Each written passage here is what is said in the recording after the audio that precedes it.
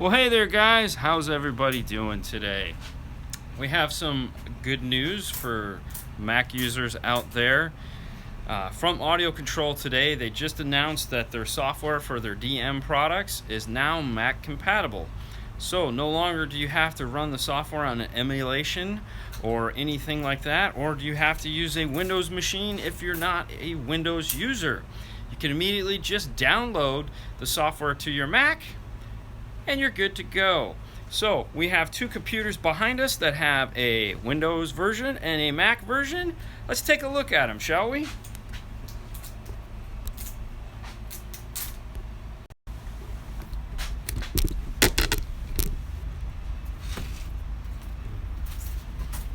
Whoa, live is tough sometimes, guys. Give me a minute. So the main difference right off the bat is this is the Windows, this is the Mac. When you scroll on the Windows machine,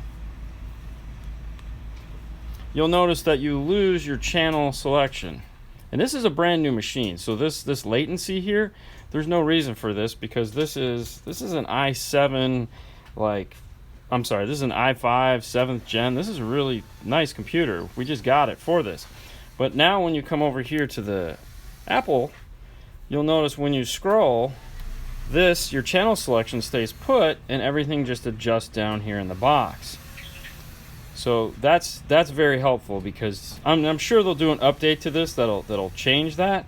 But let's be honest, the color is just so much nicer. It looks way better. I'm biased as hell too. Don't kid yourself.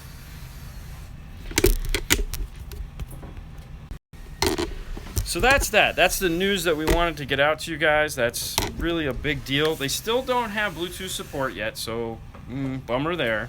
But that's that. Now let's... Oh, jeez, I'm tripping. I'm doing terrible. It's the end of the day. It's Monday or Tuesday. What is today? Today's Tuesday. I know what you're going to say. Where's Fernando? Oh, no, they still don't have an app for the iPad yet. But there's Fernando back here. He's wiring up an enclosure for tomorrow. We have, hey, surprising, we have an F-150 behind me. We just got done putting some Alpine X-types, right? X-type. Yes. The letters are killing me. So we just got some...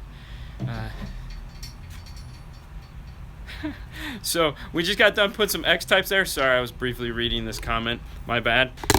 Dude, I gotta tell you, we've done two F-150s now with X-type components in them. They are awesome for sure. If you've got a 6x9 component set that you need, definitely check those out. Can I download any app into a stereo? No, that's not possible.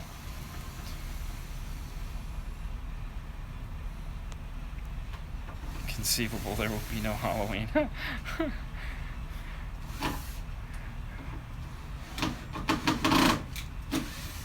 We have not done the... Okay, so have you done the 5.5 components yet? No, just the coaxials. These guys all take 6x9 components, so that's all we've put in these. Hell yeah, watching episode 40 when I just got notification of you guys going live. Cool. Happy Halloween to you too, Timmy D. That's about it. That's all we want to do. We just wanted to come on and tell you guys about this new development from AudioControl. I know this is just a little piece of news. There's so much more to come. What we're waiting for is the SEMA show so that we're going to be getting news in. I'll keep going. Fernando's right here, just in case you're wondering. There he is. And we're going to be doing news next week. We were going to do it this week. We're not, but I just wanted to give you guys a little taste. We've been teasing news stories, so this we thought was a pretty important news story to get out there. If you're a Mac user like myself, yes, I'm an Apple fanboy. I'm sorry, I drink the Kool-Aid. But anyways, that's it. What do you like, Kenwood or Pioneer the best? Ooh, that's a tough question. I honestly don't really have a love affair between either Pioneer or Kenwood. I like them both and for different reasons. You know, the auto EQ, like this has auto EQ, so we set this up, it's good to go, it's easy, it's simple. I feel sometimes Kenwood gives you a little bit more control than the Pioneer does. It definitely has a few more options as far as the DSP settings, so that's kind of nice. Episode on DSP tuning. Yeah, we will be doing an episode on DSP tuning later towards the end of the year. For reasons I can't get into right now, but yeah, we will be doing a whole episode on DSP tunings. Rest in peace, Eclipse. Fujitsu 10. Let's all have a moment of silence. Oh, Fernando's making noise. So much for a moment of silence on Eclipse. What Pioneer would a second battery? At what point would a second battery... Okay, back in the day, we used to say 1,000 watts would be this point where you'd actually need a second battery. Nowadays, with Class D amplifiers and the amplifiers being a lot more efficient, and of course the BS behind what a 1,000-watt amplifier actually is, that has changed substantially. Really, at the end of the day, when you need a second battery is if you're doing two substantial sized amplifiers. So if you're doing like a single 5-channel, you should be fine, not need a second battery. If you're doing like a what we'll call a real 1,000-watt mono amp or a 750, even like a Prime. You guys know I'm not a big Prime fan, but let's say you have a Prime 750.1 and let's say a Prime 600.4 or 400.4. You're definitely a candidate for a second battery because that is over 1,000 watts of real power. So that's the key, real power. Depending on the car, sometimes you can get away with it. You got a big truck like this guy, chances are good you're really not going to need that second battery right off the bat, if at all, because these things put out a lot more power and have bigger batteries. But if you're running like a small import car that has a tiny battery in it, well then you're going to need a second battery a lot sooner. And I was just using Prime as an example. What was the news? The news is, Jason, that AudioControl just released their Mac software for the DM products. So if you are a Apple fanboy or run a Mac laptop like we do here, then you don't have to use a Windows machine anymore. You can download their software onto your Mac computer and use your Mac to set up your DM product. Pretty cool. It's pretty cool.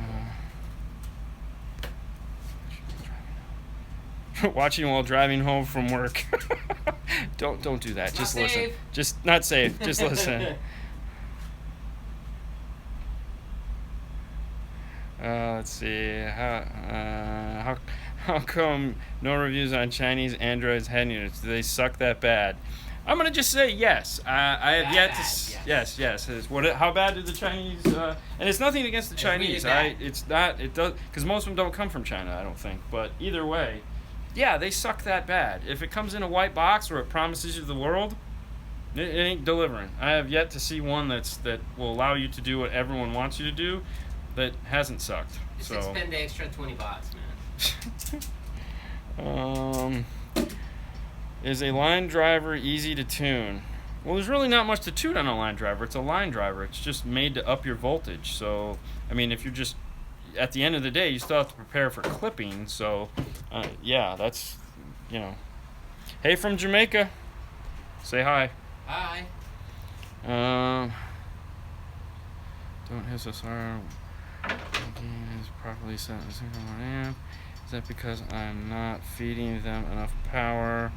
So the question is, my two 1,200-watt RMS subs don't hit so hard when the gain is properly set on my 1,600-watt RMS amp. Is it because I'm not feeding them enough power? Okay, take a digital multimeter, set it to DC, put it at the input of the amplifier, and see what the amplifier is getting when the bass is hitting. If it's like 12 volts, 13 volts, or something silly like that, chances are good it's getting what it's supposed to need. You may need, you just may need better subwoofers. I mean, I'm guessing when you said 100 watts, they're probably 1,000 watt. Maybe it could be you have a sealed box, need a porta box. There's a lot of things that could, 1,000 watts. Okay, that's what I thought. You had a 1,000 watt woofer as a 1,600 watt amp. Is it really a 1,600 watt amp though? Because I mean, we sell Planet Audio amps that say, 1,500 watts on them that have a 15 amp fuse. I think they put out 150 watts. So it's really important. Even like Crunch or Hyphonics or something like that, they don't always put out what they say. Usually it's much lower. So might be something Amp Dino said 1,700-ish. Okay. Whew. So at that point, if you're just not getting enough bass out of it, I would definitely put a voltmeter on it and see what kind of voltage you have coming into the amplifier. That you might, probably need a second battery at that point. Get some power into that guy. Because at the end of the day, to make power, you have to have power. So, words to live by. High gain, it was okay, but clipping, we'll do voltmeter. Thanks a lot. Okay, cool. There you go. All right. Can you have or made a review on the Kenwood 9904? Just purchased it yesterday. Okay, so you're probably going to... All right, we have not done a 9904 yet. We've said this before. It's coming. We know it. Life has got in the way of the 9904 review. We apologize for that. But yeah, it will be coming within the next, not this week, but the week after. Definitely, it's the number one thing on our priority. Subs out of polarity. That is a total possibility. Disconnect one subwoofer, see if it plays louder when you just have one subwoofer hooked up, and that'll tell you if they're out of polarity with one another. We used to call it out of phase, but I'm an old guy, that's what we used to say. So, yeah, but my guess is you probably checked that by this point. Good call, Jason. What can I do if Pioneer stereo is disconnected and updated? Okay, disconnected and updated. So if you disconnect the stereo when you're updating it, you pretty much killed the radio. DDP1 test, NEI. Test. I have no idea what the question is. Have y'all done an install on any QX30s yet? QX30? I'm guessing that's Infinity. Have we done any of those? The QX30. I know, not lately, you know. Not lately? I'm gonna go with not lately on that one. 5-channel amp. I vote for JL Audio. You would. No. Yeah, you know, I have to look more into any reviews on a power acoustic. No. I would have to look more at the JL stuff. We don't carry them, and so like when we do a top 5, because we don't carry them, it's probably going to be out of the top 5.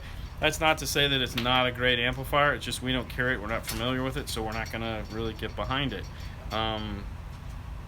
Bummer. But yeah, I know a lot of people love JL Audio. I don't hold that against anybody. You know, Yeah, it's okay. It's good. I'm joking. I kid. I just. JL is fine. Trust me, if they came here tomorrow and said, "Hey, do you guys want to be a JL dealer?" We'd be like, "Yeah, Yes, sure. We'll sell your product." You know. But I mean, at the end of the day, they're not going to, because we carry so many other brands. JL likes to be the most important brand in the store, right, Jason? It's cool. Phoenix Gold is clean too. Phoenix Gold is very clean, and like we showed you guys, if you guys caught that amplifier last night, the new 6-channel Phoenix Gold. Remind me, it's too late. I can't call him. Yeah, we're excited to start working with that new 6-channel for sure. You should be trick or treating. I'm going to. Fernando will be trick or treating with little Batman. No Rockford and JL. Yeah, so little Sebastian will be a Batman, so he's pretty excited. Haley will not be trick or treating. She'll just be handing out candy because she's too old for that. What do you think of Alpine's saying they don't plan putting a DSP in their amps? Seems like they want to be late to another party. I haven't heard that yet. I wouldn't be surprised. I mean, love Alpine to death. As far as like when they come out with products, they're usually solid products, and I mean usually in that 99% of the time an Alpine product is pretty solid. But sometimes with their radios, and especially the restyle stuff, to me it has just been really lackluster. I thought it was slow, and the new stuff, the 107, the 207, regardless of all the 107 flaws as far as the 2-volt gimmick, it's a quick radio, it's responsive. The 207 is really, really nice. So, Alpine's just a funny company to do anything with. But management has changed a little bit, so I'm hoping that we'll start to see some things that we really want, and then maybe they'll get back to being the Alpine that we all know and love from a long time ago. I'm not holding my breath, but it's possible. What do you think of the new Metra DSP piece? I think it's a great idea, and I think Metra is going down the right path. I am not a Metra fan in the least. We do carry some of their stuff, but I think it's a great idea. I think since they came out last, they looked at what everyone else was doing and were like, okay, I have a better idea.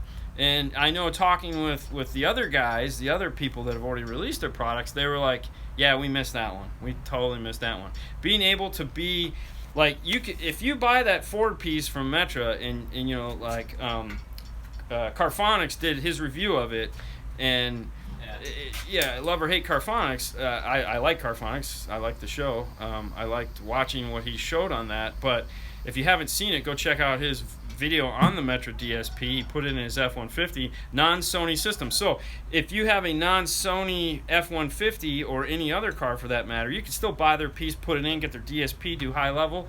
So I think it's a great idea. Just not a fan of who made it, you know.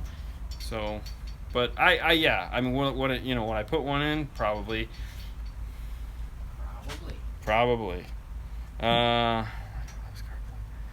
More needed wireless CarPlay like Alpine, though. Yes, I think next year, I think for 2018, we're going to see more wireless CarPlay radios come out. Alpine knows they're on borrowed time as far as that product goes, and people actually buying it. Right now, they're selling them as fast as they can make them, and which is hilarious. But it's the only game in town, and I'm just going to say, once Pioneer comes out with it and the bottom drops out of it and it's like $400, it's gone. I mean, that's what happened to the 007. You know, the 007 was a really nice 7-inch touchscreen with Apple CarPlay.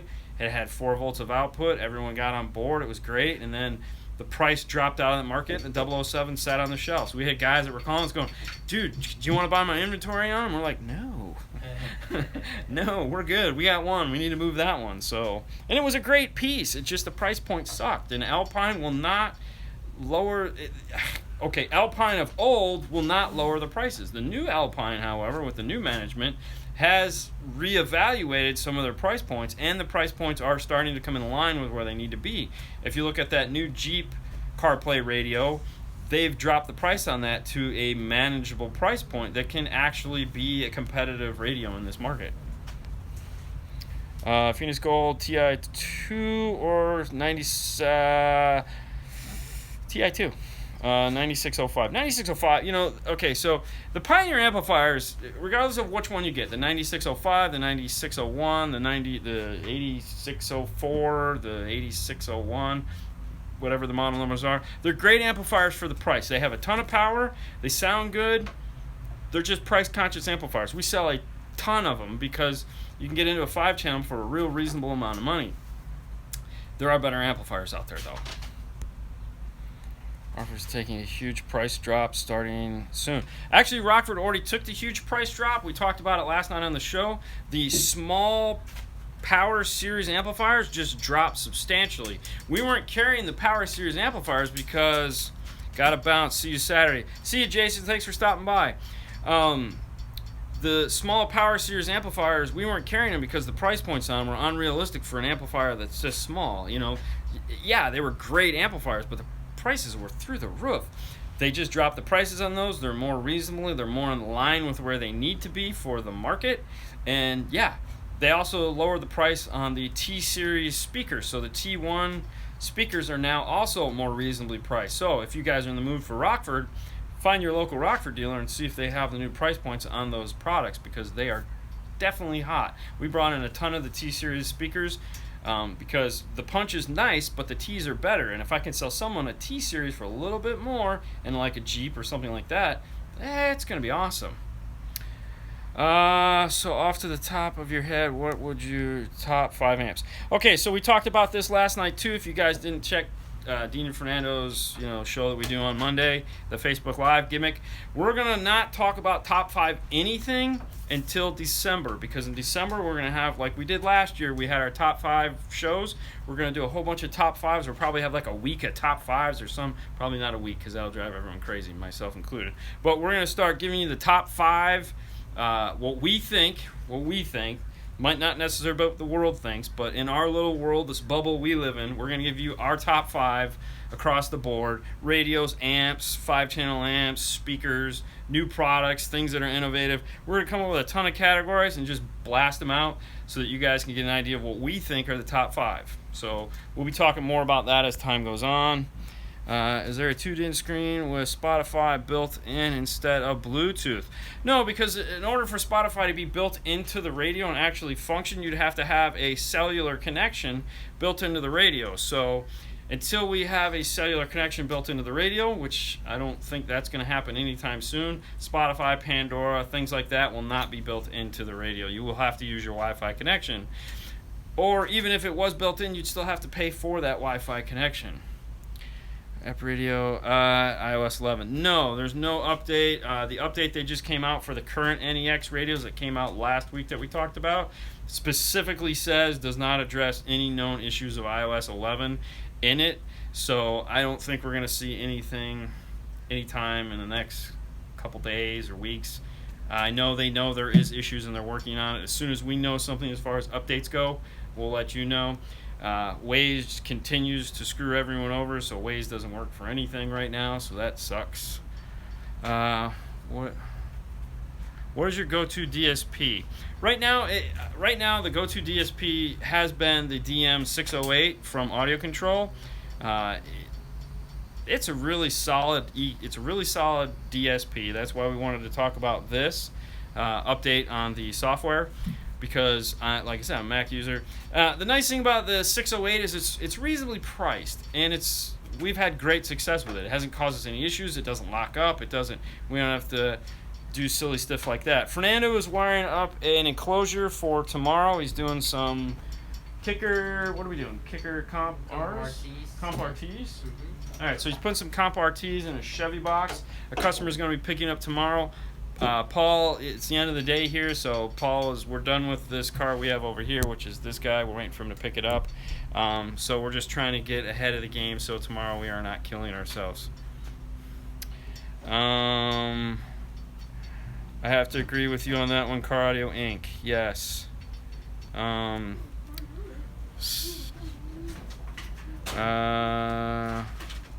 Would a single 4-gauge OFC be enough for a GMD 8604 and an Alpine MRV M250? Yes, it would. A single OFC 4-gauge. Now, if you're talking about like a good 4-gauge, yeah, like a Stinger or something like that, or pick any other brand that has a nice size 4-gauge.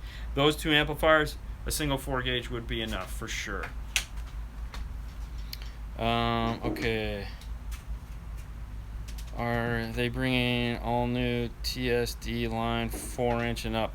No, the TSD line is not going to have a 4-inch. I'd have to look. I know they have a 5x7, a 6x9, and a 6.5, but I think that's as small as they're going. They may have a 5 1/4, but I don't think they're going down to a 4. I tell you what, I'll check and let you know Saturday in the Saturday show. Because hopefully by then we'll have the rest of the TSDs in so we can show you those. What 3.5 speaker would you recommend? This is a common question. A lot of you guys need a 3.5. So the most popular 3.5 that we carry, believe it or not, is Pioneer's 3.5. Pioneer's been making this 3.5 for 5 or 6 years, maybe even longer.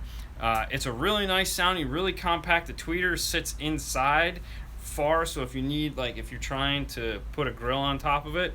So otherwise, Rockford makes a 3.5. They make a Punch Series 3.5. Hertz makes a Dici 3.5. Kicker makes a 3.5, but it's really excited. The tweeter sticks out of it really far. So I would check out the Pioneer. Honestly, it's probably going to be the one you want. Do you guys have any of the Hertz high energy XLs left? We actually might. I think we do. Give Paul a call, 727-216-6170. I think I said that right. Yeah, give Paul a call. And I think we have a set of them back there. I'm not sure because we did stock quite a bit of the high energy stuff because we really like the high energy. Let me scroll down here. Okay, someone asked a question about a box, and Sean chimed in. Bright Star Car Audio. Yes, if you need a custom box built, you need it shipped to where you're at, check out Bright Star Car Audio. Big Sean, Big Red, he'll take care of you. He'll build you whatever you need if they don't already make one. He's pretty good about that. He loves huffing sawdust. So volume knob like a Sony. Wish Pioneer had some option. CarPlay. Yes, the volume knob is funny. A lot of people like the volume knob, and Sony's really the only guy in town right now with the volume knob. Hey, look, it's Paul. Squish his head. So, yeah, right now, volume knob, Sony's kind of owning the market on that one. It's kind of funny. Good for them, though. I mean, why not? Funny story about a volume knob. Years ago, Alpine, I was talking with some of the Alpine engineers, and they were in a conference, and they were all like, hey, everyone that wants to turn up the volume, how do you demonstrate turning up the volume? Everyone raised their hand and went like this. And he goes, okay, so then explain to me why all our radios have push buttons. Next year, Alpine came out with a volume knob. Kind of funny. What are your thoughts about the AudioControl amps with the DSP built in?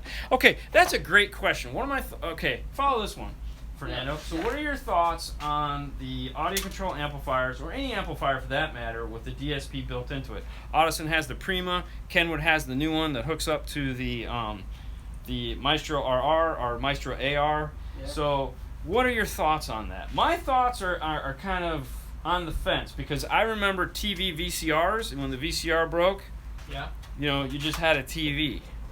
So, well, they come out with like a DVD and TV at the same time, and when it sucks. Yeah, when it broke, it's done. Yeah. So I come from that generation of when things were built together like that. It was kind of sketchy. So, if you go out and you buy an amplifier that has your DSP built into it, like when Audison announced the Prima amplifiers, they flew me out to California so they could debut them and show it to me. It was freaking amazing, and I was like, oh yeah, this is gonna be off the hook. And then I was like, wait a minute, what happens if the amplifier breaks? And I've just spent 2 days tuning this thing, and I lost it all because the amplifier died. That would kind of suck. Yeah.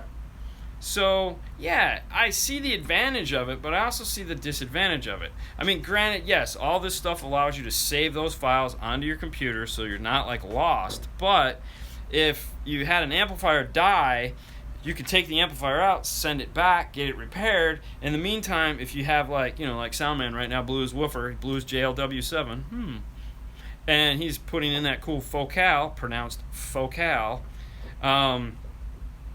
you could still play the system and still carry on. If the amplifier's built in, what do you do? So, oh no, don't get me wrong. He says, I'm very happy with my Helix. Yes, I'm sure they're great. And like, we've done the Kenwood, and it's awesome, and I love the idea. I'm just old school, so I probably would still have a flip phone. But, I think, and there again, I feel that once it becomes the norm, it's not going to be a big deal. But right now, I'm kind of scared of it. Like, I'm trying to design the system for my car laughably, and that's the one thing. It's like, I kind of want an outboard DSP processor. Main reason is so I can swap them in and out and try different ones, but, it's tough. Went to a stereo shop, and the dude quoted me $900 to install a Pioneer 4201 with steering wheel controls. Yeah. I mean, depending on the car, that's actually, you got to figure if the radio's $500 or $600, $500. If you need a smart harness, installation, labor, dash kit, wiring harness, antenna adapter. We have dash kits that are $450 for God's sake. So, 2009 Maxima. Okay, that might be a little high, because for that you just need a regular dash kit, regular wiring harness. Steering wheel controls do typically add about $150 to the price. So, depending on what he's charging you, you figure $100 for labor, 6, that's $750. I can tell you this right now: if you buy a 4201 or a 4200 from an authorized retailer right now, you do get a mail-in rebate of like $150. So something to think about. I kind of took a crap. Oh, that sucks. What's the $450 dash kit? The $450 dash kit is the Camaro kit. The new the F-150 kit really isn't that expensive. There's a bunch of Metra kits that have like the Nissan Murano kit. The Honda Accord kits are pretty close to that, like $350. So yeah. Plus you gotta remember, a lot of these kits are coming with smart harnesses and stuff like that. So it's getting to the point to where the dash kits cost more than the radio. Yeah, it's funny. Fusion, go. Dodge Journey. Alright, so I'm guessing, Sean, you're carrying on a conversation with someone else on there. I'm really happy. Oh, okay, how come no one made a Blu-ray player? Vox tried to make a Blu-ray player. Dash kit, $450, Dodge Journey. Probably. Some of those new Dodge dash kits are really expensive. What's your favorite vehicle to install in? Ooh. What car do you love to work on? Let's see. I mean, like when you find out we have this car coming in that you get excited about. I mean, sadly, even though we do a ton of Jeeps and F-150s, I do like working on them. I really enjoy it because we know what we're going to get. The results are amazing, but I don't know which car really, like, I'm like, oh, hell yeah, we're working on that car. Like, for easy? Like, easy installation, or... Well, if we're going to go easy installation, I want a 1990 Ford Ranger. I can pop a radio in one of those in like 5 minutes. But, I mean, I don't know if there's any particular car that I just get excited about anymore. You know, that's why I'm asking you, because you're a youngin. No, I don't know, man. You know, I like when we get to work.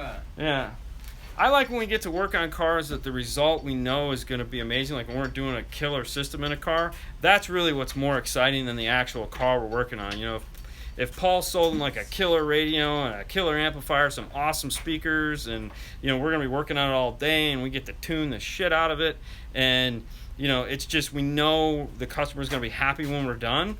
That's the best part. That's, you know, because then we know the day after that we're going to be putting like 150 MP Pioneers in all day because, you know, that's what always happens. Yeah. You know, we go from working on a kit like this Ford F-150 right here. Tomorrow the first car will be a Nissan Versa with a single DIN, no Bluetooth. You know, it's just how the life goes.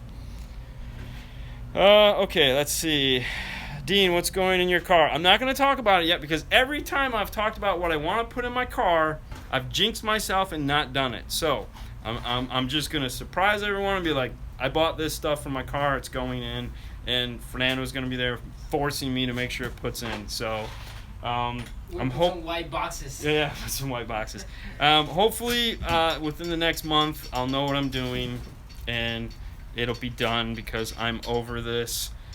Shh, Arnold, be quiet.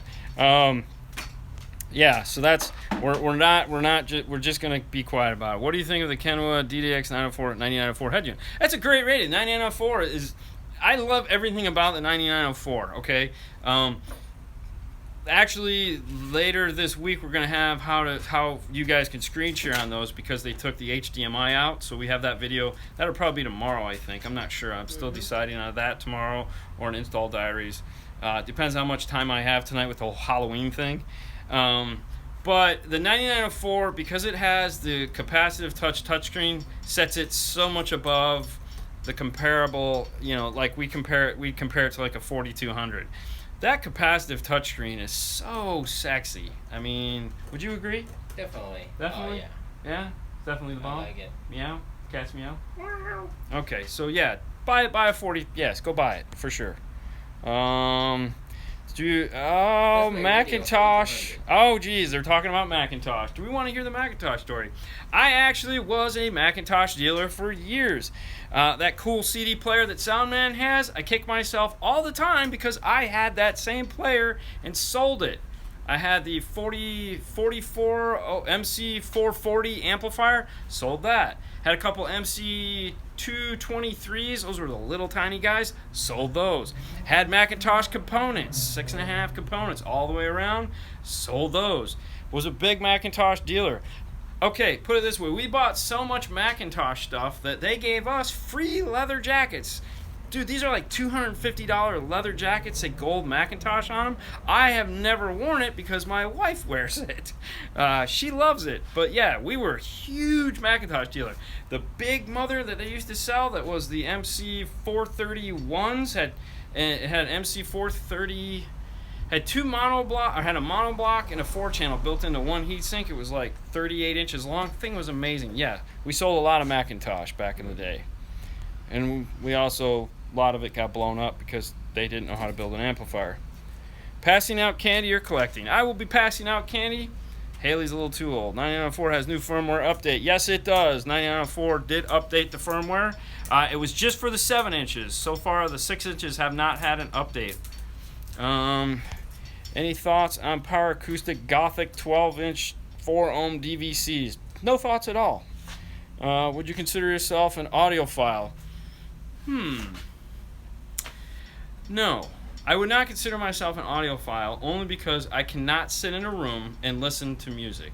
I have a really nice home stereo, But I have never ever sat in the center of my room and listened to music. I can't do it. It doesn't. I don't have it in me. Most of the time when I'm in my car, I'm listening to talk radio, just because my ears are tired and I just like quiet. It's really weird. Now, like, I just got done tuning this. I love music. I love to listen to music, and it can never be loud enough, as long as it sounds good. So no, but I also know what I don't like too. So I guess, I don't know. Take that for what it is. What happened to Clarion? Good question. What happened to Clarion? Clarion decided they were sick and tired of retailers like us saying, hey, you guys, you keep making crappy products that we don't want to sell, and also you're whoring them out everywhere. So Clarion said, you know what? Screw you independent guys. We're done with you. We're going to go to 100% internet. We're canceling all our retail sales. There are no more. If you want Clarion, you got to buy it from an online retailer. So, in the United States, there are no more Clarion retailers. That's what happened to Clarion. Way to go, guys.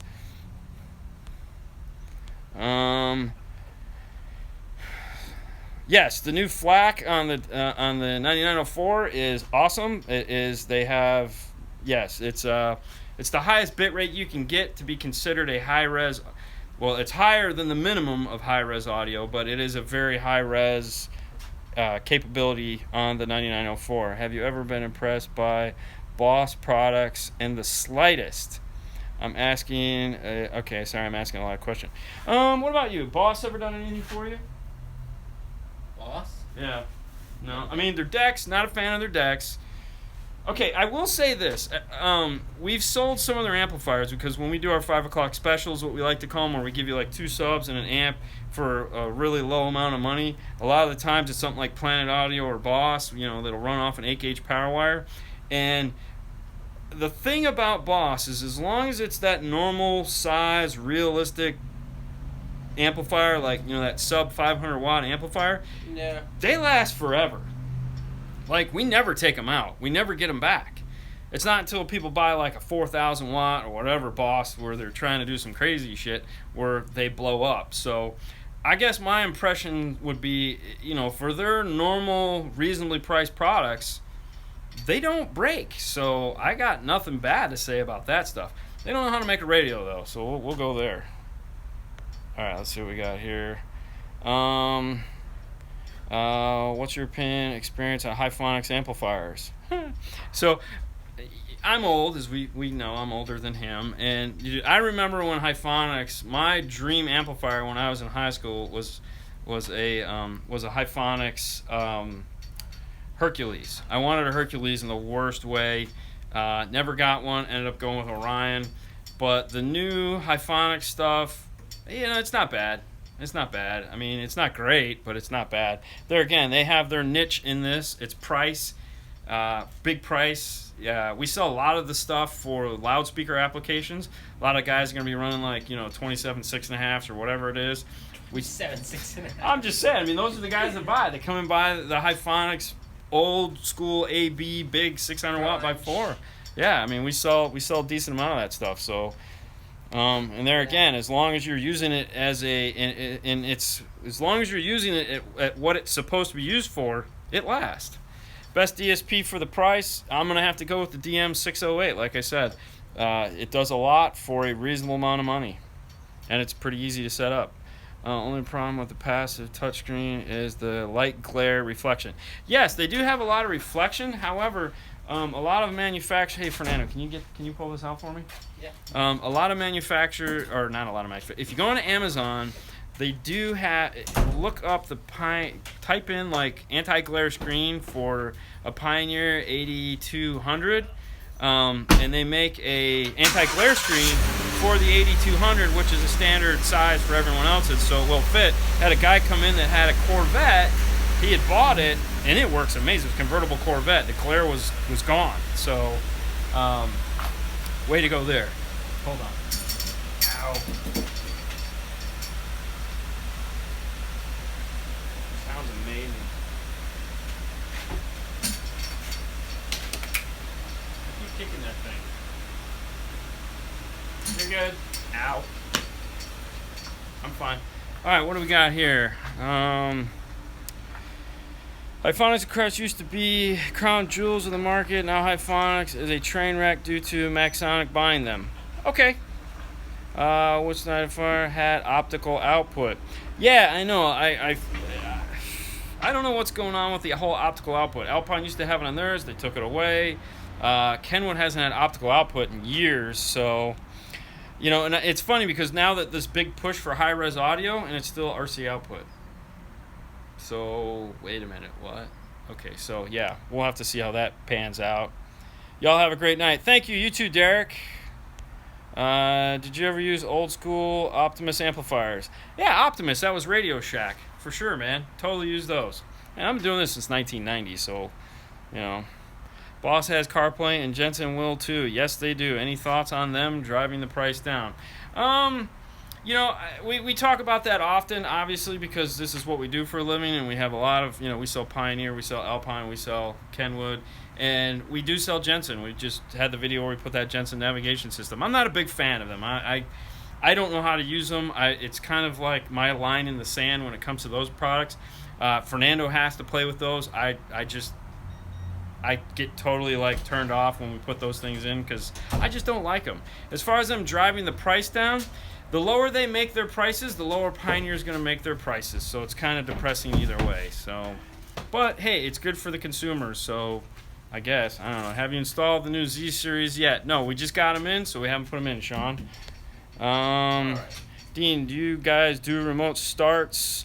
Actually, it's funny. We just did an alarm today. We do about 4 remote starts a year, so that's why we never do videos on them, because we're by no means proficient in the remote start game. I've been putting remote starts in for a long time, but we are not like the guys up north that put in pallets and pallets and pallets of remote starts, so I'm not going to pretend like I'm an expert on them by any means whatsoever, because there again, we put in about 4 a year, so that limits my exposure to them.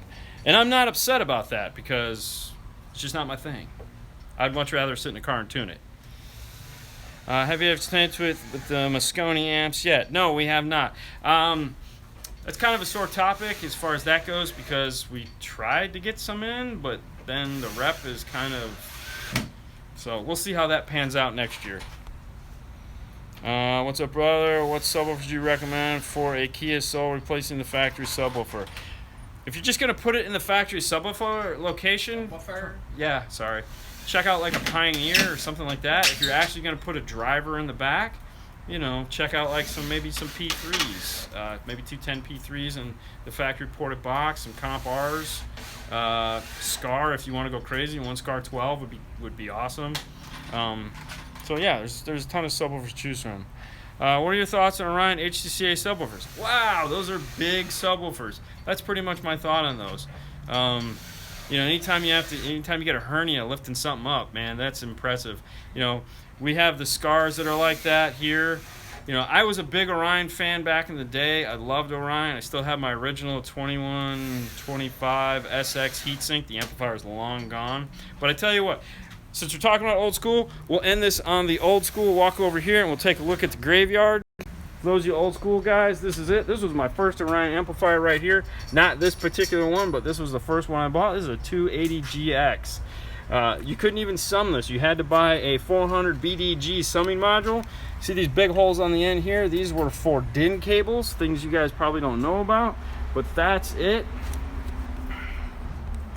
And with that, guys, I know there's tons more questions, but we got to get going. Fernando's got to get home to do some trick-or-treating with Junior.